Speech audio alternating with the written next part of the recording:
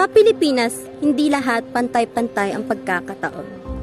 May mga may kaya, may sapat, at may mga umaasa sa pang-araw-araw na kita para maitawid para sa susunod na linggo. Pero sa kabila ng kakulangan, hindi nawawala ang sipag, tiyaga at pangarap ng maraming Pilipino. Ito ang kwento ng isang pamilya may maliit na negosyo pero may malaking pangarap.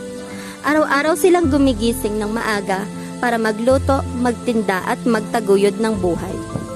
Sa pagitan ng kita at pangarap, sinisikap nilang abutin ang hinaharap na mas maginhawa para sa kanilang mga anak at para sa isang buhay na mas may pag-asa. Tara't kilalanin natin sila at silipin ang kwento sa likod ng Toasted Siopaw.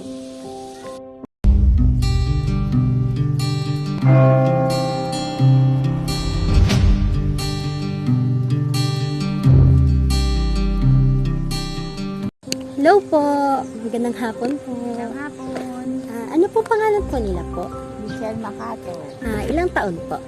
51. May mga anak po ba sila po? Yes. Ilan po? 3.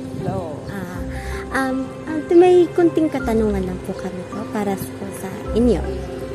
Ano po ang nagtulak sa inyo para pasukin ang ganitong klase ng negosyo po? Pangangailangan ng family. Okay po.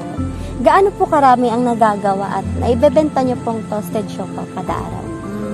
Ang pinakamarami ay 240 pieces.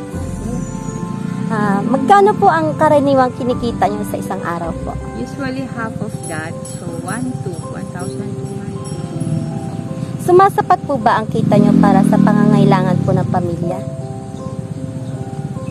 May time na oo, may time na hindi. Okay po.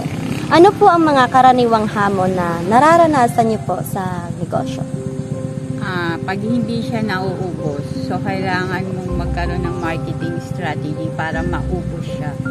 Okay po. Thank you po. Thank you. Sa isang simpleng kusina, nagsimula ang hanap buhay ng pamilya. Toasted siopaw ang kanilang produkto, paborito ng mga kapitbahay at gawa sa sariling timpla. Dati, parehong nagtatrabaho sa barko ang mag-asawa. Malaki ang kinikita noon pero dumating ang panahon. Kinailangan nilang umuli at magsimula ulit. Ngayon, ang maliit na negosyo ang bumubuhay sa kanila. Hindi man malaki ang kita, pero sapat ito para sa pang-araw-araw na gastusin, edukasyon at pagsisikap. Sa maliit na kita, malaki ang inaasahang mararating. Ang edukasyon ng mga anak ang dahilan ng kanilang walang sawang pagsisikap. Sa bawat nilulutong siopaw, may kaakibat na pangarap na makapagtapos ang mga anak at magkaroon ng mas maginhawang buhay.